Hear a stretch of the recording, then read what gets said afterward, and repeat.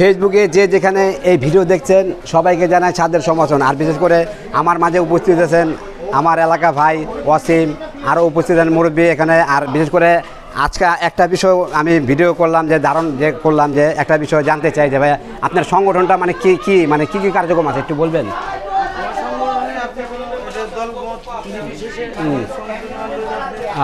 মানুষের যারা অধিকার আরাম মানুষ বঞ্চিত বিষয়ে আমরা কাজ করি।